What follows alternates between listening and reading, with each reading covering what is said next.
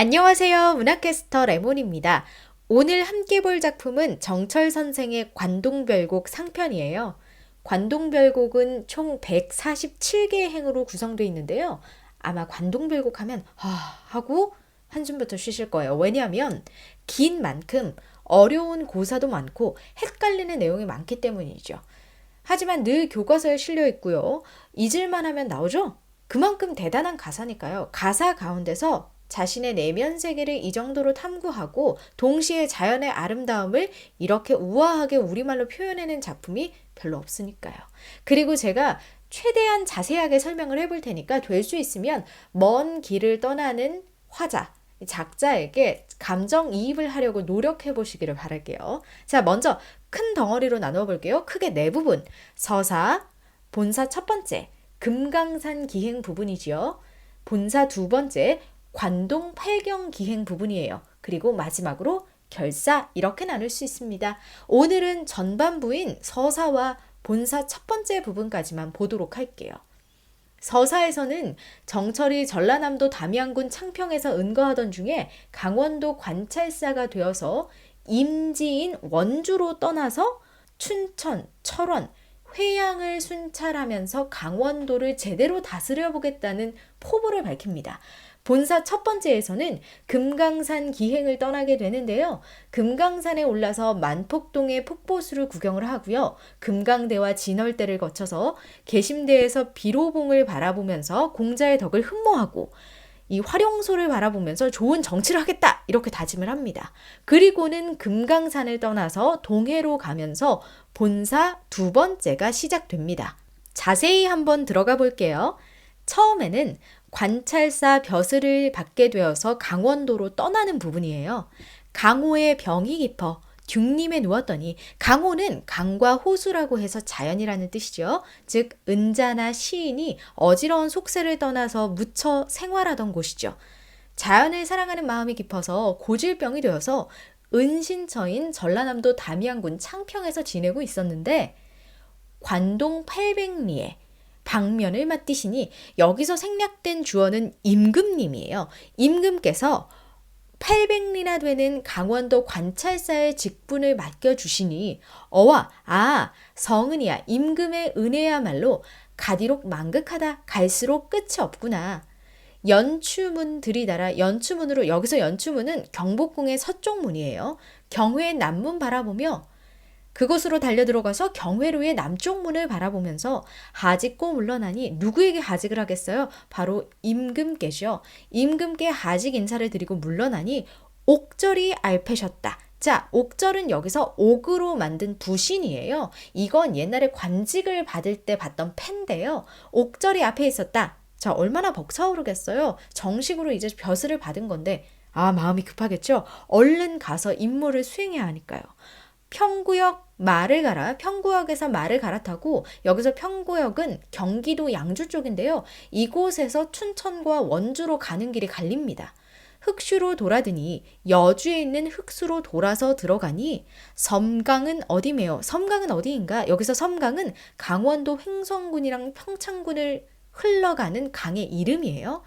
티악이 여기로다. 치악산이 여기로구나. 이렇게 멀리 나오면 누구 생각이 나겠어요? 임금 생각이죠. 그걸 우리는 어려운 말로 연군지정이라고 하죠. 작가를 이 자리에 앉혀준 임금을 생각하면 뭘 해야 하죠? 잘 다스려야죠. 맡은 바를 잘해야 되죠. 그래서 다음에 나올 부분은 연군지정과 선정, 즉 좋은 정치를 베풀 것을 다짐하는 부분이 나옵니다. 소양강 나린물이 어디로로 든단 말고, 소양강을 흘러내리는 물이 어디로 흘러들어간다는 말인가? 여기에 내포된 뜻은요, 임금 계신 한강으로 흘러 들어가겠지라는 거예요. 그럼 왜 이렇게 말을 했을까요? 강원도에 있는 소양강을 보고요, 저 임금 떠올렸어요 하고 어필한 거죠. 고신, 외로운 신하예요. 왜 외롭죠? 임금 곁을 떠나니까요.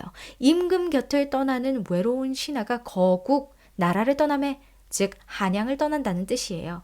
백발도 하도 할시야 흰머리가 많기도 많구나. 왜 흰머리가 나죠? 걱정이 많거든요. 뭘 걱정하느라요? 나라와 임금을 걱정하느라요. 우국지정이네요. 동주의 밤이 개오새와, 자, 동주는 여기서 철원이거든요. 철원에서의 밤을 뜬 눈으로 세워 낯선 곳에서 잠을 청하려니 잠을 제대로 못 잤을 거 아니에요.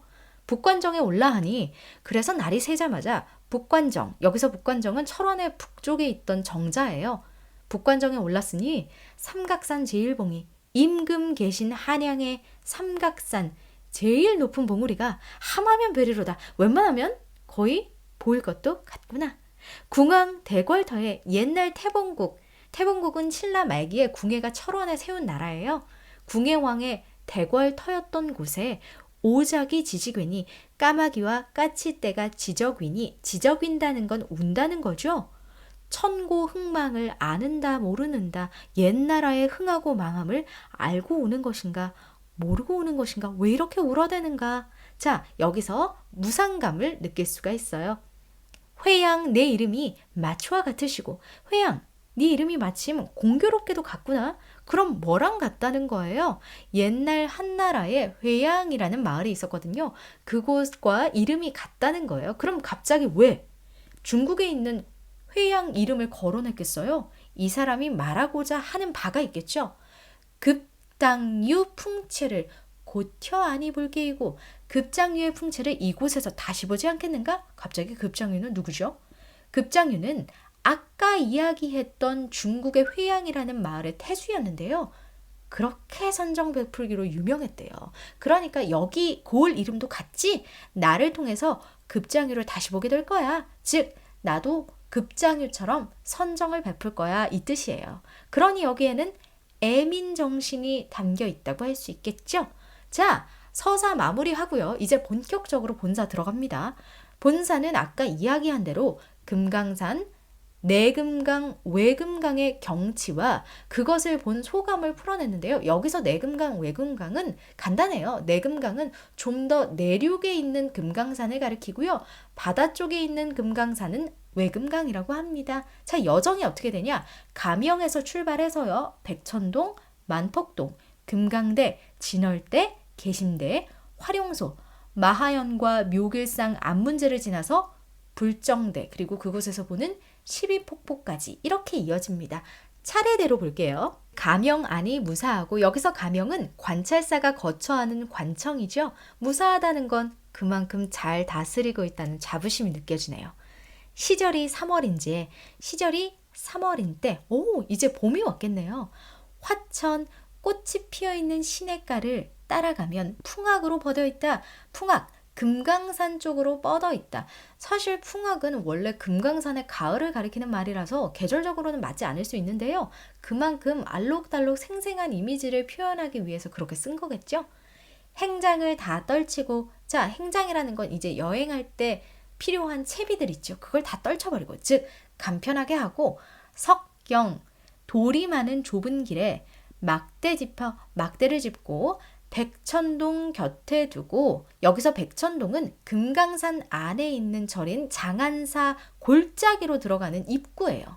만폭동으로 들어가니 만폭동 계곡으로 들어가니 은 같은 무지개, 은 같은 하얀 무지개, 옷 같은 용의 초리, 자, 옷같이 맑고 깨끗하고 고운 용의 꼬리 이 두 가지는 모두 만폭동 계곡물이 부서지는 모습을 가리키겠죠? 섣돌며 뿜는 소리, 폭포물이 섞어돌며 내뿜는 소리가 심리의 자자신이 심리 바깥이 퍼졌으니 들을 때는 우레러니 멀리서 들을 때에는 우레 소리와 같더니 본이 난 눈이로다. 가까이서 보니 하얀 눈이 날리는 것 같구나. 자, 만폭동의 장관 다음으로 눈에 들어온 건 금강대입니다. 자, 보통 여기서 대라는 한자가 들어가면요. 사방을 관망할 수 있는 바위 꼭대기의 넓고 평평한 부분이라고 생각하세요. 봉우리의 꼭대기인 거죠. 펑퍼짐한 바위라서 그 위에 올라가서 여기저기 둘러볼 수가 있어요. 자, 들어가죠. 금강대 맨 우층에 선악이 삭기를 치니 자, 금강대 맨 꼭대기에 선악, 여기서 선악은 신선이 타고 논다는 학이에요. 여기에 도교 사상이 엿보이죠. 선악이 새끼를 치니 춘풍, 봄바람에 옥격성, 첫잠을 깨뒀던디 들려오는 옥피리 소리에 선잠을 깨웠던지 누가 깬 거예요? 선악이요. 호의 현상이 흰옷과 검은 치마라는 한자어인데요. 학의 깨끗하고 아름다운 모습을 가리킵니다. 그러니까 다시 말하면 단정한 학이 반공에 솟았더니 공중으로 솟아서 뜨니 셔호 옛 주인을 반겨서 넘노는 듯 마치 서호의 옛 주인을 반겨서 넘나드는 듯 나는 듯 이런 뜻인데요. 이 서호의 옛 주인에 대해서 좀 알아봐야 될 것 같아요. 여기서는 인포를 가리키는데요. 인포는 송나라 진종 때에 서호에 사는 사람이었는데요. 거기에서 결혼도 하지 않고 자식도 없이 매화를 키우고요. 학을 기르면서 살던 사람이에요. 그러니까 학의 주인 중에 대표격으로 인용될 수 있는 인물이겠죠. 자, 인포를 맞이하듯이 나를 반겨서 넘나들며 노는 듯하구나. 봄바람에 학이 날아다니는 장관을 맞이한 모습이에요. 자, 만폭동에서 폭포가 쏟아지는 장관을 보고 금강대에서 선악을 보았으니 한번 진월대로 가볼까요?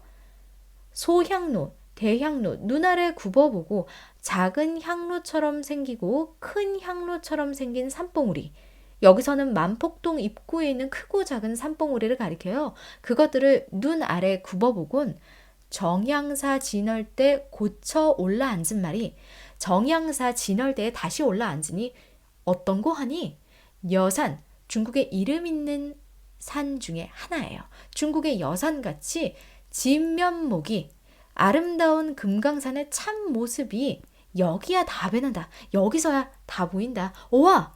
조화옹이 조물주의 솜씨가 헌사토 헌사할시야. 야단스럽기도 야단스럽구나. 그만큼 이곳에서 본 경치가 아름답구나. 자, 이제 본격적으로 생생한 묘사 들어갑니다. 날거든 뛰디마나. 자, 마치 날기도 하고 뛰기도 하고. 무엇이요? 저 수많은 봉우리들이요.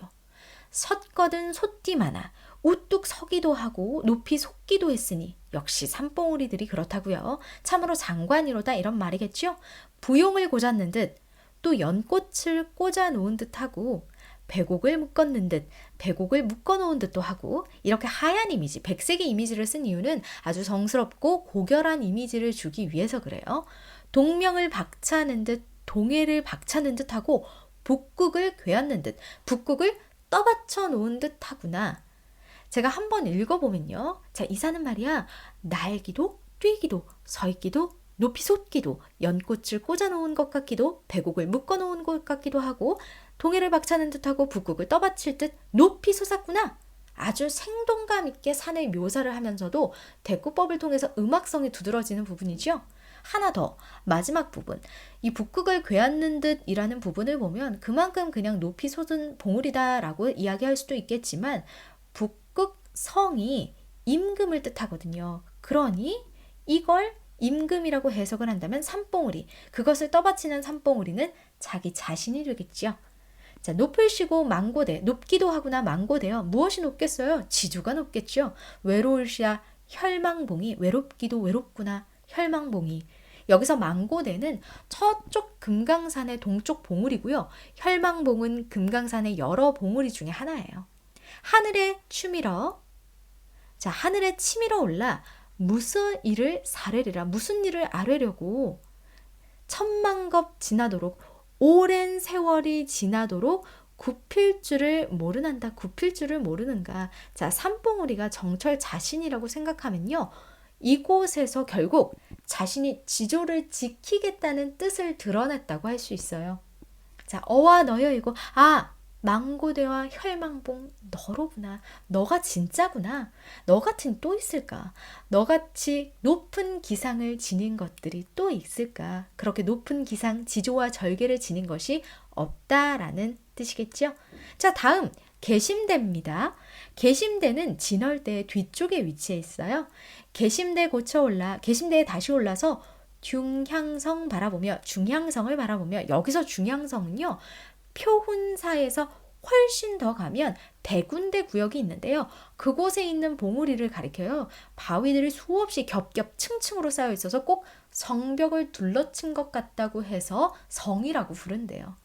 자, 만이천봉을 넉넉히 헤어하니, 자, 만이천봉을 똑똑히 헤아려 보니 봉마다 맺혀 있고 근마다 서린 기운, 그 끝마다 서린 기운이 맑거든 좋지 많아. 좋거든 말띠 많아. 저 맑거든 깨끗하지 말거나 깨끗하거든 막지나 말아야 할 것인데 어떻다는 거겠어요? 맑을 뿐만 아니라 깨끗하기도 하다 이거예요. 연쇄법에 대꾸법까지 쓰인 것도 챙겨 놓으세요.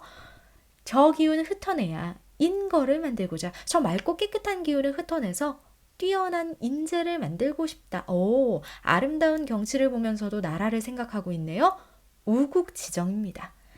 형용도 그지없고 그 봉우리가 생긴 모양도 끝이 없고 태세도 하도하시야. 그 모습도 참 다양하구나.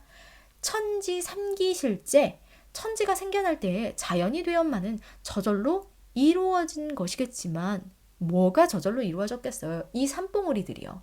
이제 와 보게 되니 이제 와서 보니 마치 유정도 유정하시야. 뜻이 있는 것 같구나. 여기서 정은 뜻 정자로 볼게요. 비로봉 샹샹두에 올라보니 긴 위신고 금강산의 최고봉인 비로봉에 올라본 사람이 누구이신가? 아마도 없으리라. 동산태산이 요 두 산은요, 둘 다 중국 산동성에 있는 산이에요. 동산태산이 어내야 높떴던고, 동산과 태산은 어느 것이 높은가? 이건 맹자에 나온 구절인데요.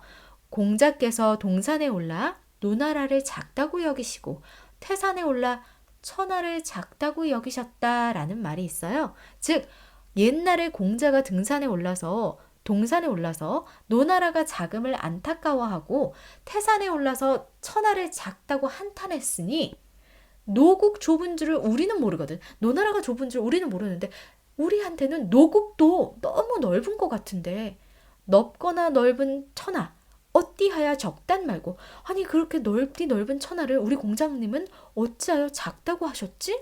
아, 어와 저 지위를 공자님과 같은 그 높고 넓은 경지를 어이하면 알 거이고 어찌하면 알 수 있을까? 오르지 못하거니 오르지 못하는데 내려감이 괴이할까? 자, 내려감이 무엇이 이상할까? 여기서 화자는 공자의 경지를 따라가고 싶어 하지만 자신은 그와 비교할 만한 존재가 아니라는 생각 때문에 이렇게 이야기한 거예요. 결국 비로봉에 올랐다 못 올랐다? 네, 오르지 않습니다. 오르지 않고 그냥 내려가요.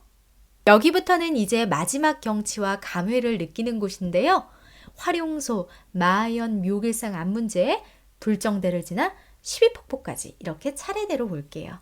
원통골 가는 길로 원통골은 표운사에서 북쪽으로 뚫린 골짜기 이름이에요. 이 원통골의 좁은 길로 사자봉우리라는 뜻인데요. 화룡소의 북쪽에 있는 봉우리를 가리켜서 사자봉이라고 해요. 사자봉을 찾아가니 그 앞에 너러바회, 그 앞에 넓고 큰 바위가 화룡소의 되어시라 화룡소라는 연못이 되었구나. 천년 노령이 굽이굽이 서려 있어. 마치 천년 묵은 늙은 용이 굽이굽이 서려 있는 것 같이. 자, 이렇게 용에 빗대어 묘사한 곳이 어디예요? 바로 화룡소예요. 화룡소 주변으로 굽이치는 물길을 가지고 있거든요. 듀아에 흘러내어 밤낮으로 물이 흘러내려 창해에 이어지니 넓은 바다에 이어져 있으니 풍운을 언제 얻어 바람과 구름을 언제 얻어 삼이루를 자, 이 삼이루는 대지를 촉촉하게 적시는 좋은 비라는 뜻이에요. 그 비를 디련난다 내리려느냐 음해의 이온풀을 그늘진 낭떠러지의 시든풀을 다 살아내어 살아 다 살리어 내어라 즉 할 수만 있으면 시든풀과 같이 가난에 허덕이는 백성들을 다 살려내자꾸나 애민정신이죠. 마하연 묘길상, 마하연은 만폭동의 가장 깊은 곳이고요. 묘길상은 마하연 동쪽에 있는 큰 미륵상이 새겨져 있는 돌벽이에요. 벽에 미륵상이 새겨져 있어요. 자, 이곳을 지나 안문제 넘어디어 안문제는 마하연이랑 유점사 중간에 있는 고개의 이름인데요. 내금강, 이제 내륙 쪽 금강산의 유람을 끝내고 외금강, 바다 쪽으로 넘어가려면 회양과 고성의 경계가 되는 이 안문제를 넘어야 하는데요. 이 고개를 넘어서 아슬아슬하게 걸쳐있는 외다리를 건너야 불정대에 오를 수 있어요. 자, 계속 볼게요. 외나무 썩은 다리, 썩은 외나무 다리를 건너 불정대에 올라하니 불정대에 오르니 자, 이제 높은 곳에서 대잖아요. 아래를 굽어보겠죠. 천심절벽을 반공에 세워두고 1000길이나 되는 절벽을 공중에 세워두고 누가요? 조물주가요. 은하수 한 구비를 촌촌이 버하네요. 은하수 큰 구비를 마디마디 잘라내요. 실같이 풀쳐 있어 실처럼 풀어서 배같이 걸어시니 배폭처럼 걸어놓았으며 폭포를 바라보면서 이렇게 은하수를 떠올렸고요. 실, 배를 떠올렸네요. 다들 보조관념이죠. 여기서 조금 더 어렵게 들어가면 실은 아주 가까이서 본 광경이겠죠. 그걸 좀 더 멀리에서 보면 배겠네요. 근경에서 원경으로 이동했다라고 할 수가 있어요. 도경 12급이 산수도경 책에는 12급이라 하였으나 내 봄에는 여러 해라.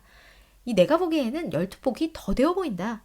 니적션, 이제이셔. 만약 이태백, 이적선이 지금 살아있어서 고텨 의논하게 되면, 다시 의논하게 되면 니 여산이 여기도건 낫단 말 못하려니. 중국 여산의 폭포가 여기보다 낫다는 말은 하지 못하려니. 즉 이곳의 12폭포가 훨씬 더 아름답다 이거죠. 자, 전반부에서 나타난 화자의 심리 태도 한번 정리해 볼게요. 총 4가지가 있었는데요. 먼저 연군지정이죠. 유교적인 충성심이 드러나는 부분이에요. 효양강 내린물이 어드러로 든단 말고 삼각산 디일봉이 함하면 베리로다. 이 두 부분이고요. 두 번째 우국지정입니다. 고신거국의 백발도 하도할시야. 두 번째 겨 기운 흩어내야 인거를 만들고자. 자, 그 다음 선정을 베풀고자 하는 포부도 드러났죠. 급장유 풍채를 고쳐 아니 볼게이고 음해의 이온풀을 다 살아내어 살아. 그리고 마지막으로 무상감도 드러납니다. 아까 궁왕대궐터 기억나시죠? 궁왕대궐터의 오작이 지지괜히 천고흥망을 아는다 모르는다 하는 부분이죠. 자, 나머지 동해바다로 가서 관동 팔경을 유람하는 모습은 관동별곡 하편에서 살펴보도록 할게요. 지금까지 문학캐스터 레몬이었습니다.